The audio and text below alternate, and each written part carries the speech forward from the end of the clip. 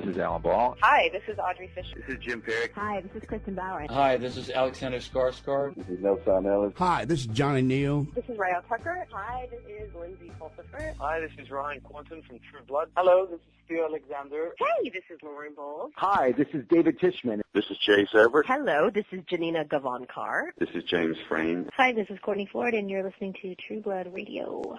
Hi, this is Liz and Mel with True-Blood.net, and this week we have a special guest joining us today, and we're really excited to have the opportunity to speak with Alexander Skarsgard. It was a lot of fun, and we can't wait for you guys to hear, so I'm just going to shut up. This is podcast number 196 for the week of November 4th, 2012. That's right. We are chatting with Alexander Skarsgard, and you may have noticed that this week is an audio-only podcast. It's partially because we just have this interview with Alex. There's not a lot of news out there. If you want to check out what's happening, you can go to True-Blood.net and check out the news tab, and we'll just roll right on into our chat with Alex. Hi, Alex. Hi there. Hey, ladies. How are you? Doing great. How are you? I'm pretty good. Thanks. Good. Well, we sure appreciate you taking the time for our annual Catch Up with Alex phone call. No, of course, my pleasure. I've been looking forward to it. You've been traveling a lot lately, huh?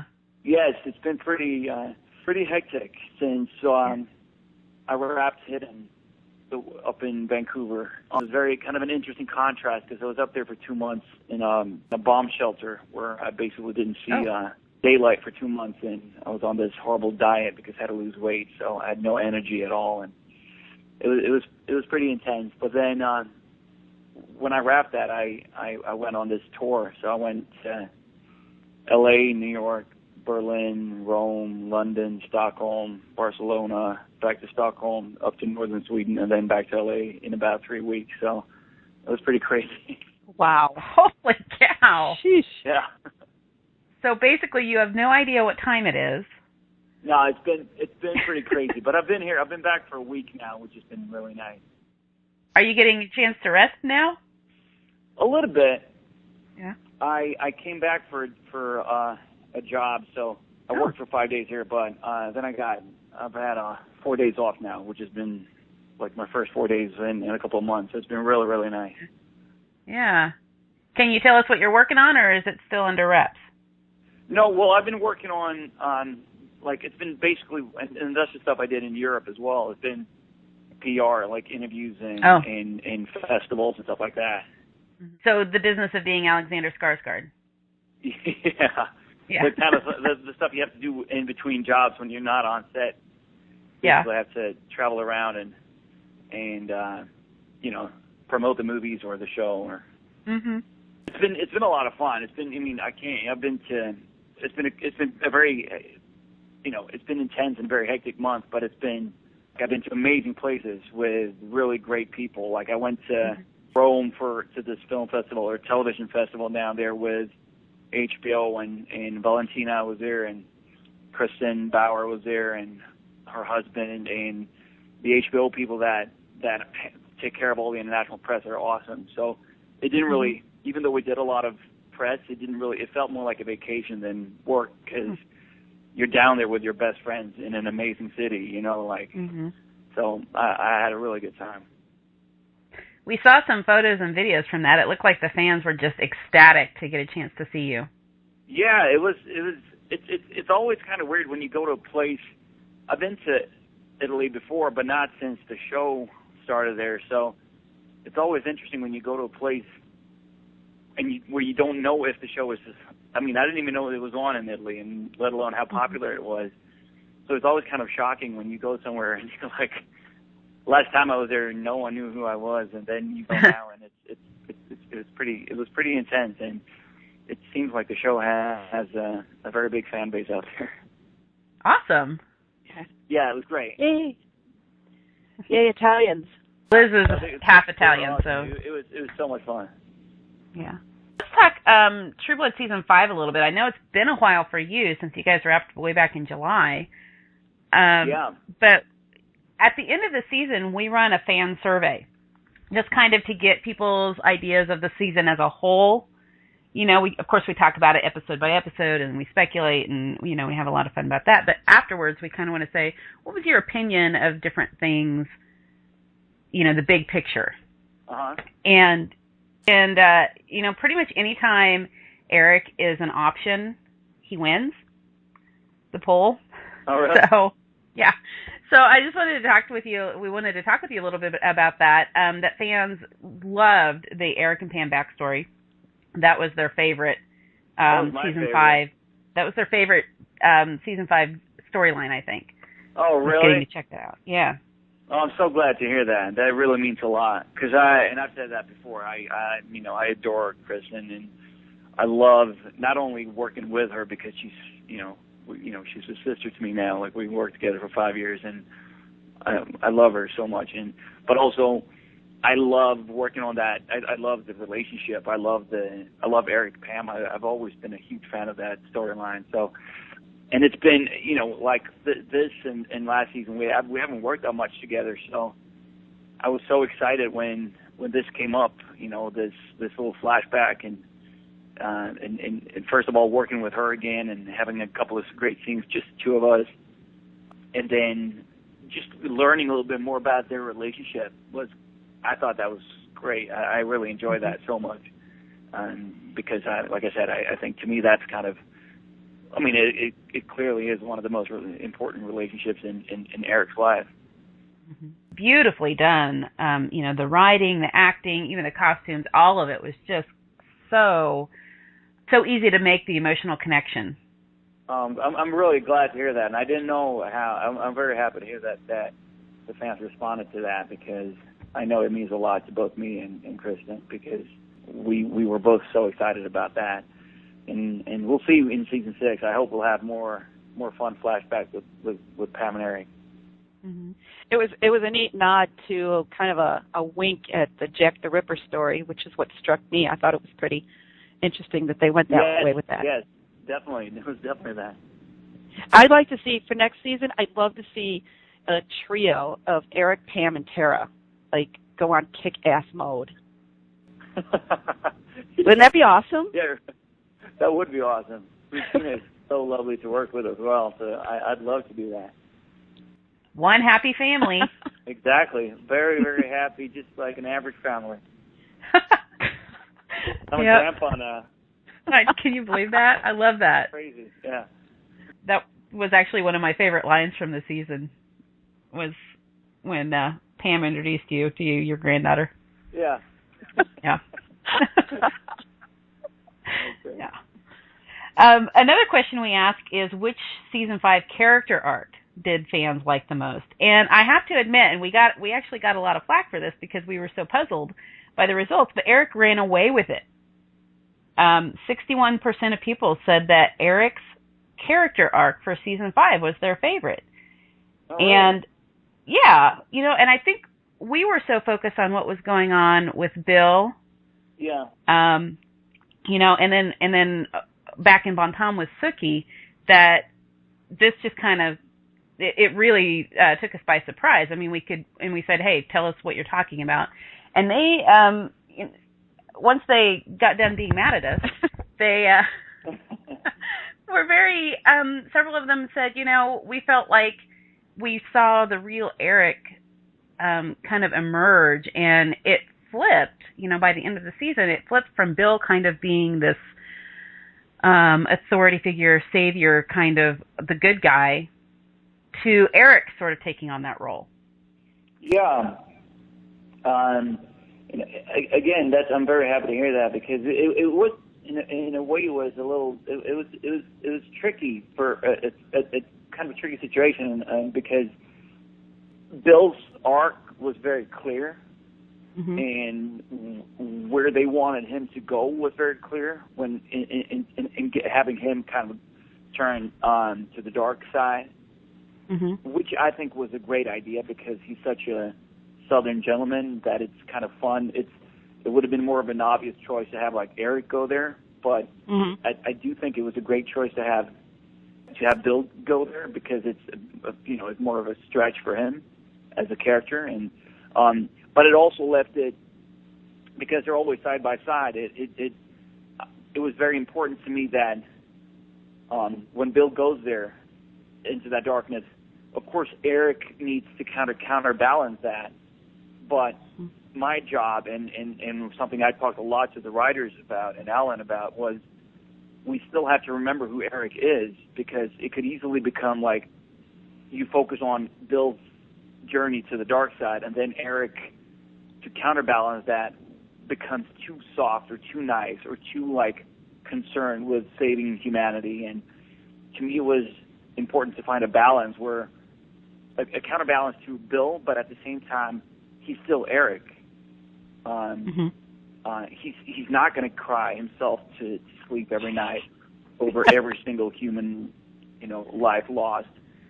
He doesn't believe in what in this dogmatic religion and in what they're doing, and he knows it's wrong. But I think it was a bit of a, I wouldn't say struggle, but it was very, we spend a lot of time talking about Eric and what, like how we make his path clear. So it was definitely a challenge. It really was, and I'm very happy to hear that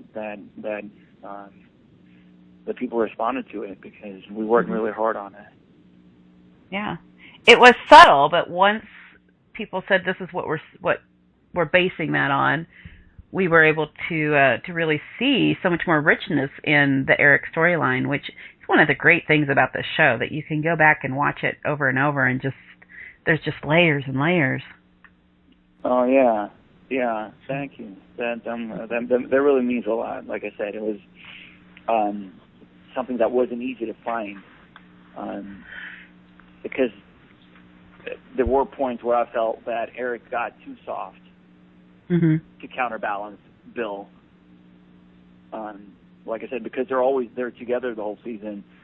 Right. Towards the end, when Bill starts to go into when he started to get mad, it was important that Eric doesn't get turned into the savior or too much of the there's still that darkness within Eric, and I never want to let go of that or lose that. He's sort of an anti-hero. Yes, in a way, yeah. And it was important that he, like I said, he cares about Nora and Godric, obviously, and Pam and Suki, and in a weird way, Bill now, but there aren't that many out there that he will die for or protect or do anything for. But he's fiercely loyal to the people or vampires that he loves. But it was important that that was his concern, rather than it had to be personal, rather than too much about like humanity or saving humanity. Yeah. That makes sense. That makes a lot of sense, because with Eric, it really is all about personal. Yes. Yeah, the motives are always personal. I wanted to ask you about the whole thing with Bill and Eric in the Authority. Through the entire season, up until that last episode, which blew my mind in a good way, I was convinced that Bill and Eric were working an angle to take down the Authority from within, because you guys kept having like these really significant looks across the table, and then Eric would get up and do something that would end up being like getting Nora out of Authority headquarters. That Eric kills the general or colonel or whatever, and as a result, Bill has to expel him and Nora. Yeah. And and they're able to escape. But then in the end, it doesn't look like that's what was going on. No, but we wanted to leave it open, and we wanted to kind of keep that a bit of a mystery there. And in a way, it is a bit of a mystery for Eric as well, because they don't spend that much time alone, so they don't really get a chance to talk about everything. So it's a lot of those looks are Eric, like you can read them as they're on the same page, exactly what they're doing, but it's also some of them are definitely more Eric trying to figure out what's Bill doing. Is a plan? Is this a game, or is he really believing this or not? So basically, Eric and I were in the same boat through the whole season, and then until Bill went actually insane. Yeah. Wondering, yeah. thinking, this is something it happened planned. gradually, but yeah, absolutely. In the beginning, it's just about surviving and getting, finding a way to get the hell out of there. Right. Yeah. Well, that makes me feel better that I was supposed to think that. No. Yeah, no, we definitely, that's definitely something we wanted. Good. So we wanted to talk with you real quickly about the 10 episodes that you're getting for season 6 and what your thoughts are on that. I haven't really thought much about it. It is what it is. It'll be a little shorter season, but I'm just, anxiously awaiting the scripts and excited to get started. And I'm sure we'll have they're gonna cram a lot into those 10 episodes this year. So we're just I think we're all just anxiously awaiting. The writers are, and they've been in that room for 2 months now, writing away, and soon we'll start getting scripts, and then we'll get involved, and we'll start the process again. One last question, Alex. What Maisie knew? Yeah. From what I've read about it, it sounds like something that I'd be interested in seeing, but I think I need a little more convincing. So convince me to spend my money to go and see this movie when it comes out. Well, to me, it's all about Onata, the little girl. It's, I think it's obviously a very famous, beautiful novel by Henry James, but it's a modern adaptation of it. And I really enjoyed the script. I fell in love with it because it's all from this little girl's perspective, this breakup, this divorce, basically a horrible custody battle from her point of view, and I saw it in Toronto at the festival for the first time, and I had the privilege of sitting next to Onata, the star of the movie, and she's definitely, she carries the whole thing on her shoulders. She is so amazing. There's Julianne Moore, Steve Coogan, some really great actors in the movie, but she's without a doubt the star of it, and she's so beautiful and real and fragile. So you really, that's at least how I felt when I watched it. You really, you're really worried, and that'll carry. You'll sit through the movie just hoping that she'll be all right. Okay. Well, then I guess I will put my pennies aside and go see it. She is so phenomenal, and I really, you have to see it for her. Okay. All right. Yeah. I'm convinced. Okay. Me too. Thank you so much, Alex. It's so great to get a chance guys. to catch up. Yeah, I'll talk to you soon again. Thanks, Alex. Okay, great. Bye, guys. All right, that was our latest catch-up session with Alexander Skarsgard. He's been so gracious to chat with us about every year now, and just kind of let us know what's going on with him and with Eric, and answer some questions for us. So we, again, just really appreciate him taking the time to do that. We hope you guys enjoyed it. Yeah. He's such a sweetie. He is a sweetie. And I'm glad you asked him about what Maisie knew, because it's fun and always very interesting to hear. When you ask a question like that, it's interesting to hear what the people involved with the project will tell you. And I noticed in this case, it was all about his co-star. Yeah. That is so sweet. And I think that's one of the things I admire about Skarsgard is that he does that. He's a very gracious star and co-star. Mm-hmm. And, I don't know. I think it's just refreshing when you come across and you get to talk to someone like that. And I feel like I can respect, him and his work just because he's so humble.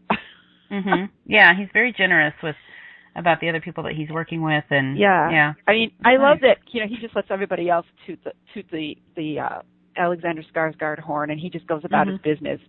That's perfectly fine with me. Well, you know what? It makes me want to toot the Alexander Skarsgard horn because he's just such a nice guy. That's right. Yeah, and a good actor. And he is. Yeah. And I like that he's so busy. Yeah, I was just going to say, and he's gotten to travel so much in the last few months, and I'm kind of jealous. I was tired when he was talking. I was like, man, I need to go lay down. Yeah, I know. Well, I'm actually on bed rest right now because I've sprained my ankle and my wrist, which is another reason we're doing audio, because I can't even put my contacts in, let alone, or brush my hair. I can't even brush my hair on my own, let alone put on makeup so that you guys aren't scared. So, yeah, God bless technology. I was able to conduct an interview with Alexander Skarsgard from my bed. Yeah. That's right. You heard it. You were in bed with Alexander Skarsgard. I was. You heard me. And that should be the title of this podcast. Yeah. I wonder if I dare do that. Oh. That's hilarious. Maybe if I had told him in the beginning that's what was going on, but yeah. So also, if you're wondering why posting on the site's a little bit light right now, it's because I can't type very much. So well, and there's nothing really to... Exactly. Yeah, Liz was having to post what's out there, and there ain't much. Yeah.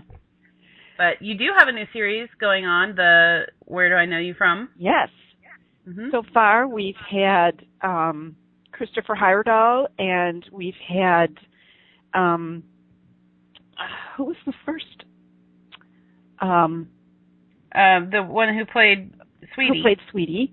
Mm-hmm. And I believe next up is going to be it's Tina Majorino. Tina Majorino, our little Meg from Veronica Mars. Mm-hmm. And it's ongoing from there. So I have tons to work with. So it's going to be a very long series. It should take us through to the premiere. Yeah. And as soon as I can type again, the fashion columns will be back. I know we got behind, and I had it fully intended to go nonstop, but I can't. Like I said, it was my right arm, my right wrist. So I'm just now it's been about a week, and I'm just now regaining some mobility there. Yeah. So as soon as I can, I will be getting back to that. Plus, we have our holiday gift guide that will be launching pretty soon to give you ideas if you're looking for things to buy to give to your True Blood friends and family. We're trying to expand it so it's not just, buy the DVD, buy a T-shirt. Yeah. Some other more creative things as well. So. Yes, we're getting lots of help with that too. So. Mm-hmm. Yeah. I can't believe we're talking about the holidays already. Where did this ship go? Gosh, I don't even know. Don't even know. It seems like just yesterday we were getting ready for Comic-Con. Oh, gosh, I know. Yeah. I think I've just now recovered from that, too. Comic-Con, always a big adventure. It is. True Blood and Comic-Con are pretty much my entire summer. Yeah, pretty much. Yeah. Well, I think that's going to be our show for this week. Short and sweet, except for our little chat with Alexander. And but we're going to wrap up. Sweet. What? Which was sweet. It was sweet. Yeah. Yes. But we are going to wrap up the show for this week. We want to thank you all for joining us and hanging in there. Be sure to bookmark True-Blood.net and keep yourselves up to date on all the news. You can also follow us on Twitter at True-Blood.net and find us on Facebook as well. Convenient links are posted in the sidebar on our main page, so be looking out for those. And we want to thank you again for watching, and we'll see you next week. And we want to thank Alexander Skarsgard again for being so gracious with his time and chatting with us and catching us up on what he's been doing. And we want to thank Menda for editing our podcast. We don't always make it easy for her by changing things up, but she's always up for it. We'd love to hear your questions and comments. So if you've got any, you can either leave a comment in the podcast thread at True-Blood.net or email us, webmaster@True-Blood.net. We'll see you next time, Trubies. Bye-bye.